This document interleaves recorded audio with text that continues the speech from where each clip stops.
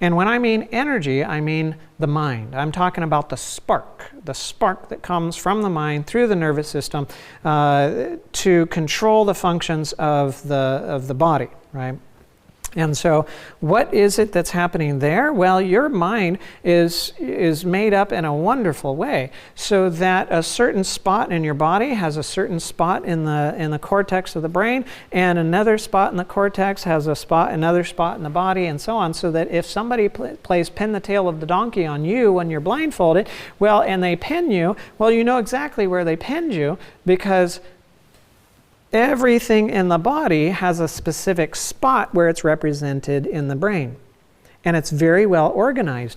Everybody controls their toes from the upper inner portion of the brain, and everybody controls their tongue from, well, the ones that do control their tongue from the outer portion, lateral aspect of the brain on either side. And it's arranged that way in every human being, unless there's some kind of dysfunction in the development process, right? So that's just how it works. So now let's look at a condition and let's evaluate what this could be.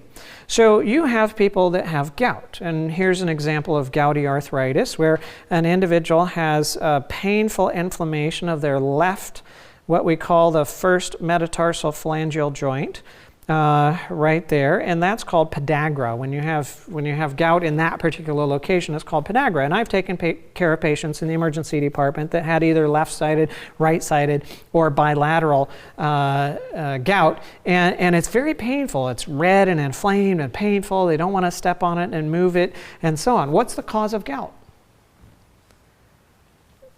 So those of you who are healthcare related, you know, or you have the condition, you know it's related to uric acid. So there's a chemical, and there's too much of that chemical in that joint, and when there's too much of that chemical in that joint, it comes together and it crystallizes, and those crystals are pokey, and then they poke into the edges of that joint, and it causes pain and inflammation and all of that problem, right? So we would say that uric acid is the cause of gout. And of course, if we can give you a medication that decreases your uric acid levels, well, then the gout goes away eventually. And so we've got it all figured out, correct? Maybe not. If you go walking down the beach and you see a sandcastle, do you assume that the sandcastle made itself? Or do you assume that something made the sandcastle using the sand? Yeah, well, something made the sandcastle using the sand. So if you just take the medication to decrease the uric acid levels and the gout goes away, that's like taking a bucket of water, pouring it on the sandcastle and dispersing the sand, the uric acid. Now you don't have a sandcastle anymore, but did you take care of the sandcastle builder? No, you didn't. No, you didn't.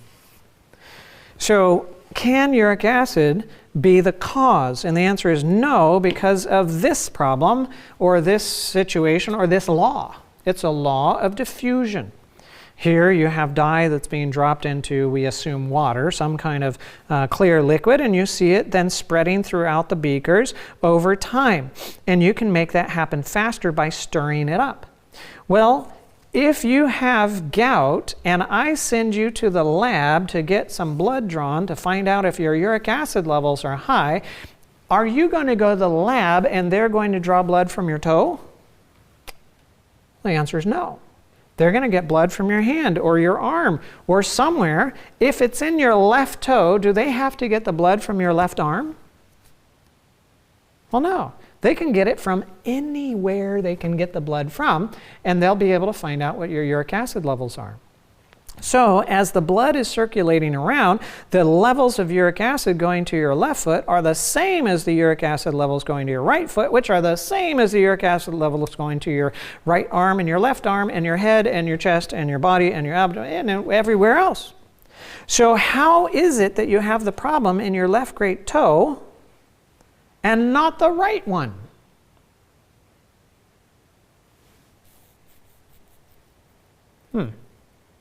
Can it just be the uric acid? And the answer is no. It can't just be the uric acid. There has to be something else. What else could there be? Well, you know, you've got a nerve going to that joint. You got a few of them. And that nerve is sending us is receiving signals from the cortex. And if it's the left toe, it's the right brain, and it's going to be the upper middle portion of the brain. And there's going to be a signal coming from the right upper cortex and through that pathway to that left toe to that particular joint. And that signal is being sent. It is being picked up by the living cells in that area. The living cells can then bring in uric acid and concentrate it, spit it out into that joint, and now it can super concentrate, it can crystallize, and now you have the problem. It's the result of the nervous system and what's going on with it. It's not just the chemical. Yes, you take the chemical away, the thing improves. Well, what about here? You have a plaque, and that plaque is filled with cholesterol, and we know that that's a cholesterol plaque and in the wall of an artery. Well, what was the concentration of cholesterol before the plaque versus at the plaque versus after the plaque in the bloodstream? It's the same. So why do you have a plaque here, but you don't have it over here or there, or it's worse here than it is over there and there?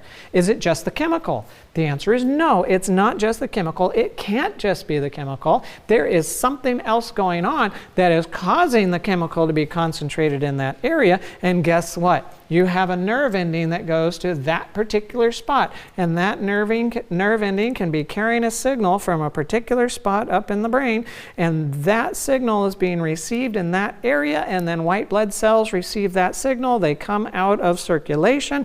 They have extra cholesterol in them. They die in the process of being there. They leave their cholesterol behind, and as long as that signal continues, the white blood cells will continue going to that area, cholesterol, and as long as your cholesterol levels are high, it will continue to collect in that area, and that plaque will continue to grow.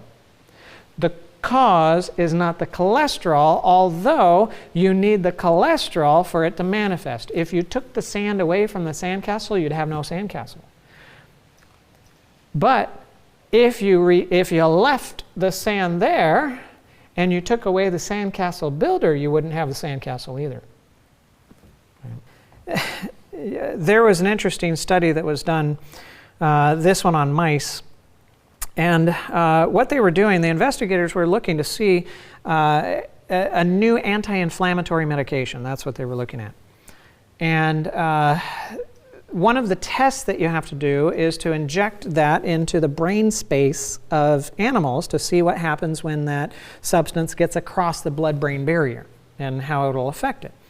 And what they noticed is that this substance, when they injected it in the body, it was working as an anti-inflammatory, but when they injected it in the brain space, they were not detecting any of the substance in the bloodstream or the rest of the body. It was only in the brain space, but the inflammation was shut down in the body.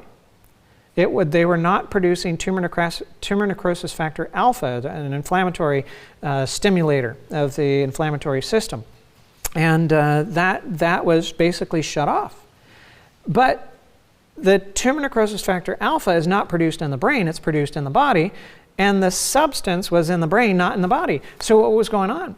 Well, eventually they found out that when they injected that substance around the brain, it changed the signal. It was sent down the vagus nerve to the spleen, and that signal was picked up by T helper cells, part of the immune system, which then communicated with natural killer cells, and the natural killer cells turned off their production of tumor necrosis factor alpha. Oh, so it's the mind that was controlling the immune system and the production of inflammatory markers. And they figured out that they could identify the nerve fibers going to that particular location, and they could electrically stimulate those fibers in a certain way and then turn off the production of tumor necrosis factor alpha. How do you and I control inflammation on a regular basis? It's right here. It's in the mind. Right? It's in the mind. We know that cancer, you take the nerve that goes to the center of a cancer and you cut that nerve, cancer behaves differently. It doesn't behave the same way that it did before. Why? because there's an influence in the mind. And in fact, there's a good review article that came out a few years ago that shows that every step in the cancer initiation, development, progression, growth, getting away from the immune system, blood vessel growth to it, getting off in the lymphatics and the blood system and setting up in another location, every step along the way has nervous system involvement in it. And I know so many patients that I have taken care of and their cancer has developed after a significant stressor, a significant loss, a significant